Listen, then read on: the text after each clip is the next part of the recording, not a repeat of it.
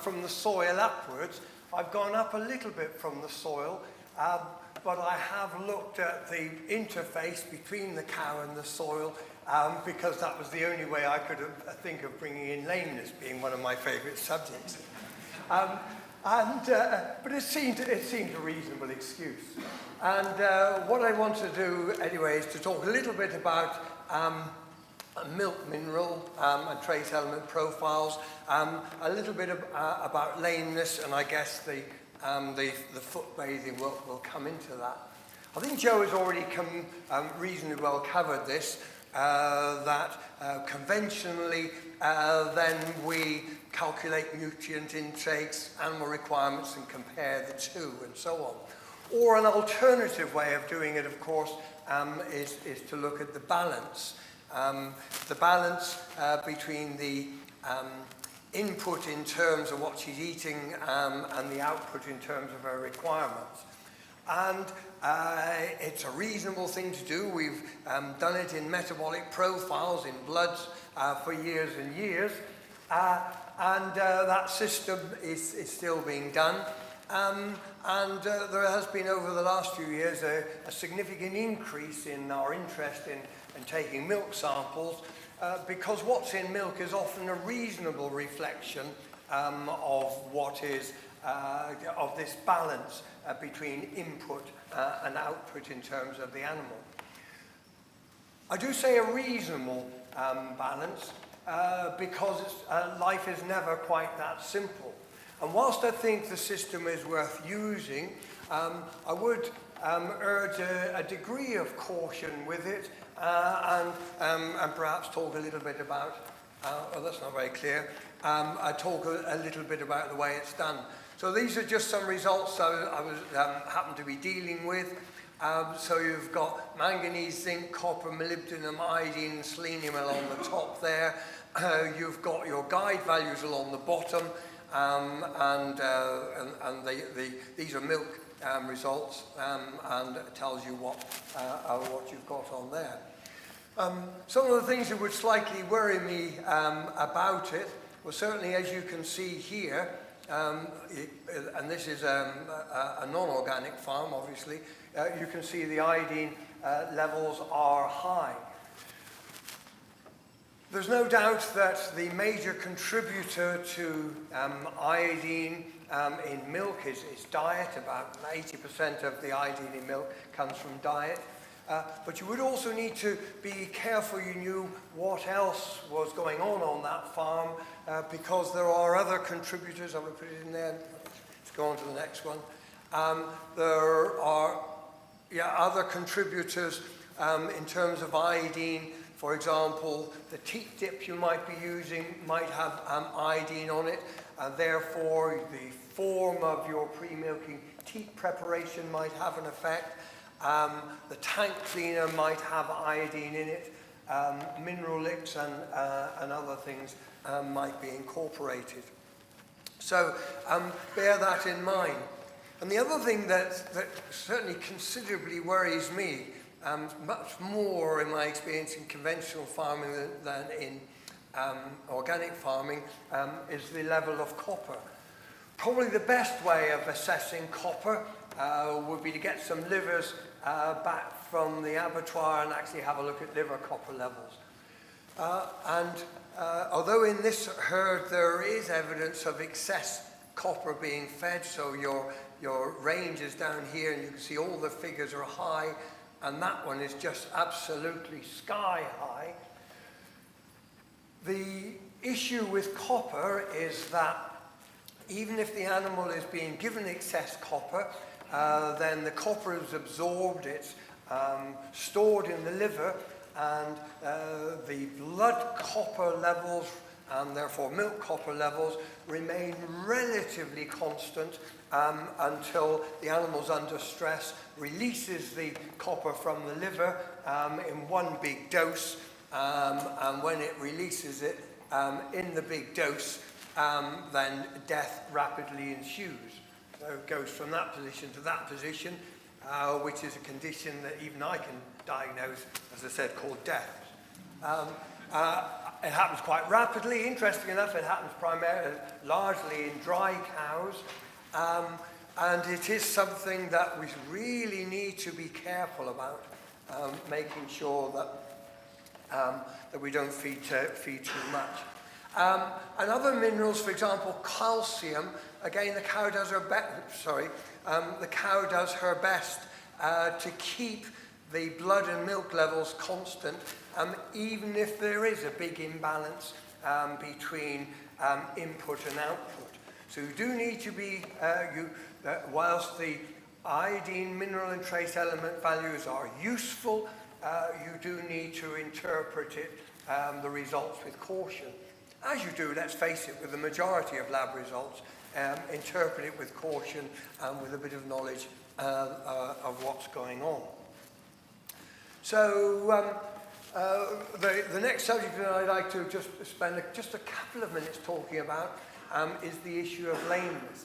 It's become increasingly clear over the last, probably just the last couple of years, how vitally important it is to avoid any hoof malformation and any pathological changes in the foot developing.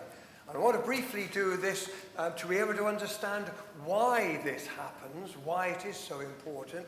We do need to look at the structure of the foot, how hoof lesions are caused, and why heifers are more susceptible.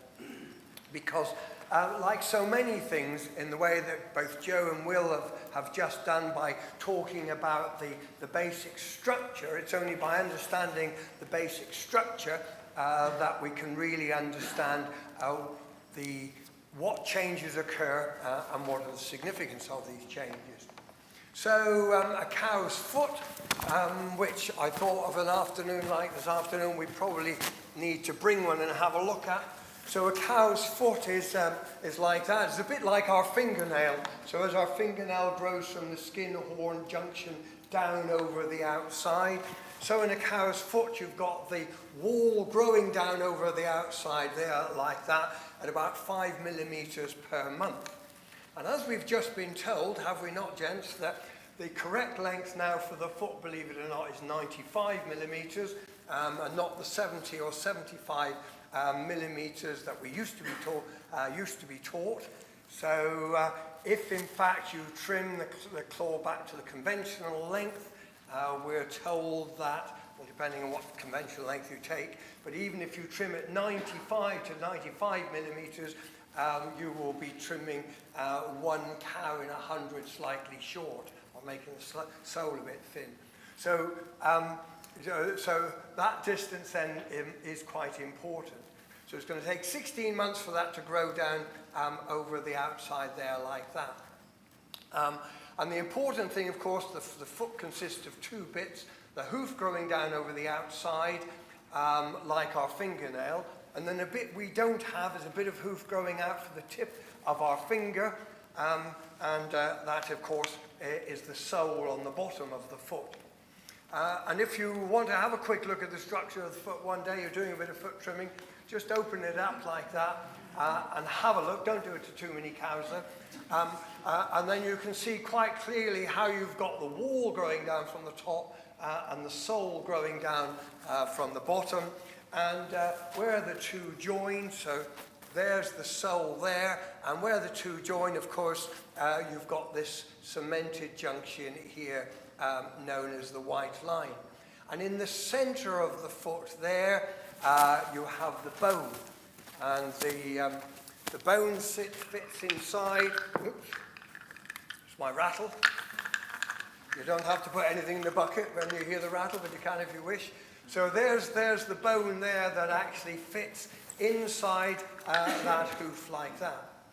Now the fitting of the bone inside the hoof, it doesn't actually sit on the base of the foot, so it doesn't sit there right on the base, and this is probably the biggest thing we've learnt about lameness in the last few years. The bone is actually supported from the top of the hoof wall, and that bone moves up and down slightly within the hoof as the animal is moving. And as it moves up and down, it has to move up and down on a fat pad. So there's this digital cushion, the pad of cushioning there at the back. So, sorry. So I've taken there's the hoof there. I've taken the hoof off on that one. This is the corium there. There's the laminar corium. And there's the digital cushion at the back. That gives the foot this little bit of bounce. Here's the same digital cushion showing it in a normal foot and showing it in a foot with a sole ulcer. And it's a really interesting thing to do. If you ever get the opportunity, it's just to take off the hooves off a range of feet with sole ulcers. Obviously, not from living cows, just in case. And then look at the structures. As I was telling Tim, I put 6 on to boil just before I left to come up here today. So give them about 8 hours. They're just beautifully then in a state to take them apart and actually look at that digital cushion. Now, the critical thing about this digital cushion, as the foot is moving up and down like that, is that it must protect the bottom of the foot. So there they are. There's the back of the bone. There's the cushion there. There's the cushion on both sides. So there's 2 vital things we need to understand about this digital cushion. And those 2 vital things are these. First of all, in heifers, the digital cushion is very poorly developed, so that in your heifer, you have much less cushioning, and because you have much less cushioning, they are much more susceptible to developing lameness, sole ulcers, and so on. And the second thing that's very important is the digital cushion is very much less developed if the animal is in a poorer body condition. So the thinner the animal at calving, the higher is the risk of her going lame. And if she's lame if she's thin when she goes lame, she has a much higher probability of not recovering and a much higher probability of having a repeat case of lameness. So it's vital that we understand the importance of this structure. So there it is. That's what I picked up yesterday from the abattoir. One's like that. I took this one a week or so ago. There's your cushion there like that. And if she's got a sole ulcer, do you see how the cushion is totally gone? Just go back one. So there's your cushion. Go forward one. There's the cushion is gone, and you've got your ulcer in the bottom of the foot. And once you've got that ulcer in the bottom of the foot, then you're going to have more trauma, and it's going to cause more damage. And to give an example of how the damage is formed, because it is important that we understand how that damage is actually created. If I use my finger as an example, some of you will be able to see it. Those of you who can't, don't worry about it. But if I take my fingernail like that and just give it a whack like that, then the effect I will get is that. Press the wrong button, Tim. Press the wrong button. Never mind.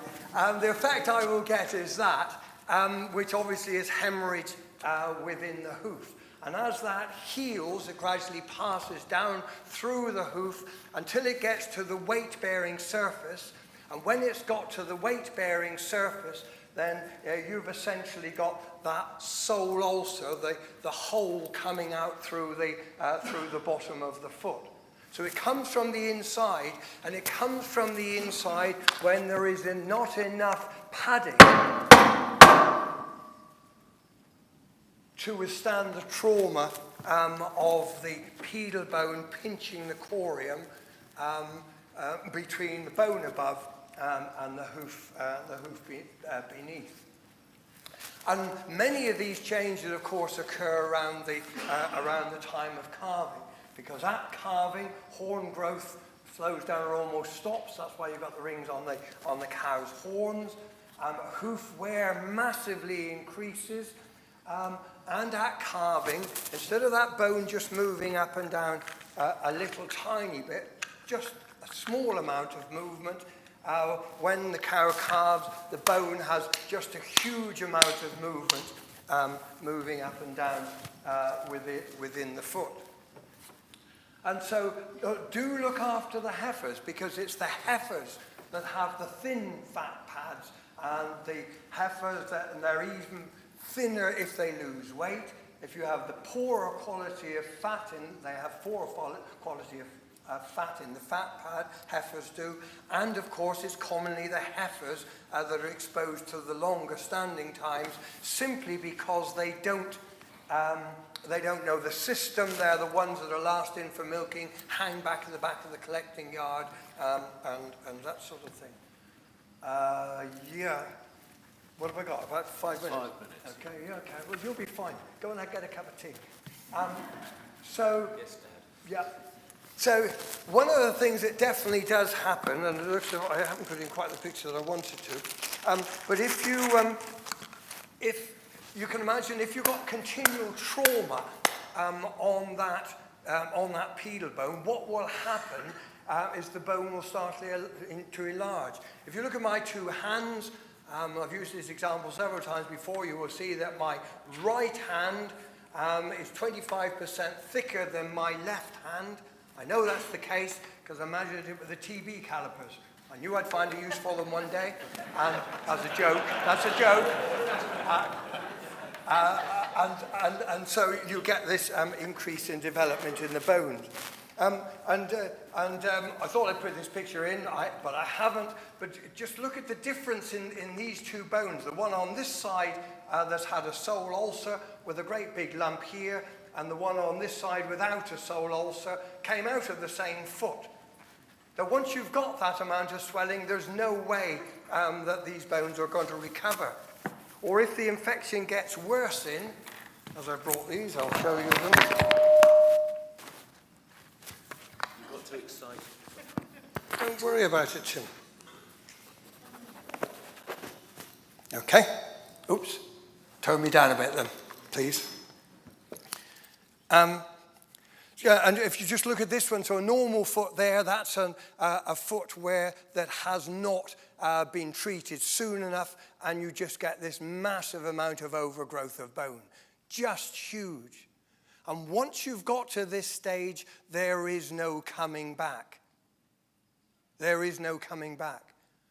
And more than any other condition that I can think of, it's so important to prevent these initial changes in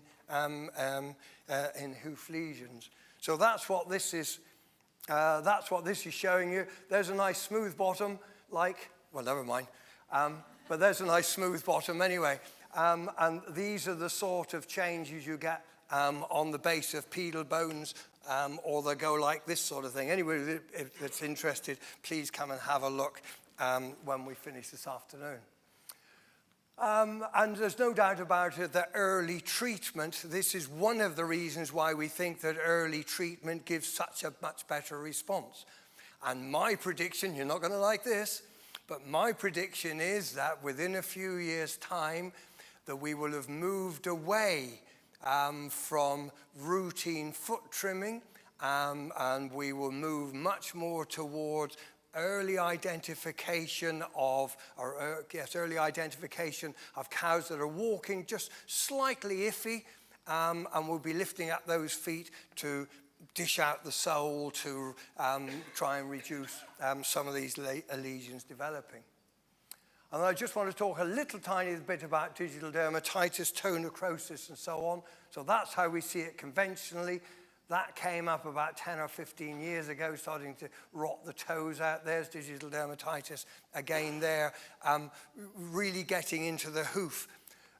These two pictures came into me just yesterday from South America.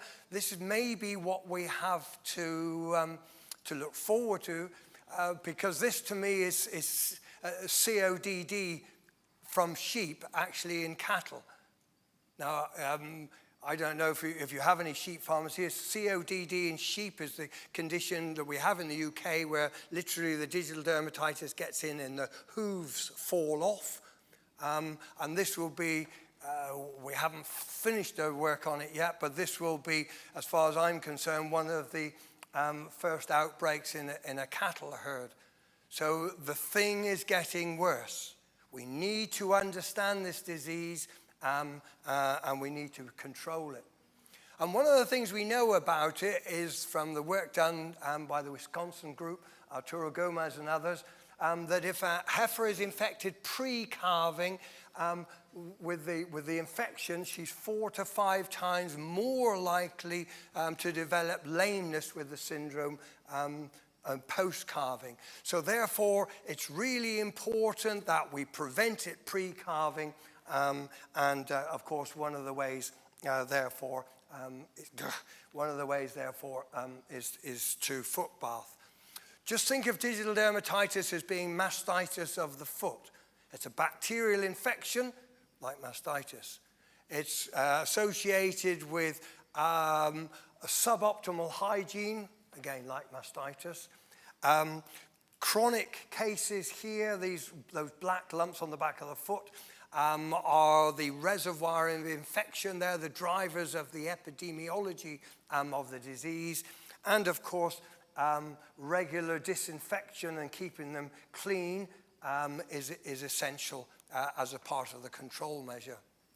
So if we're going to do something about it, then we need to prevent. So yeah, I've got slightly too many slides, but the one that I want to particularly concentrate on would be making sure that the foot bathing incorporates the dry cows and the heifers pre-calving. So what is my utopia? Well, my utopia is to have at least 45 minutes to give my talk in. But as I haven't got that, then I'll move on to the final slide.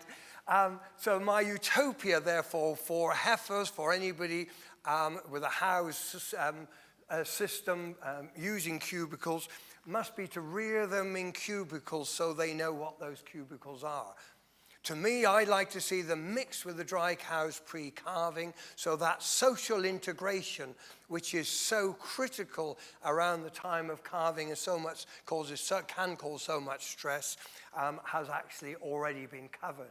The good body condition we now know is just vital in terms of the pathogenesis of lameness. That if anybody has a desire to have a lot of sole ulcers and white line defects, then keep your cows thinner.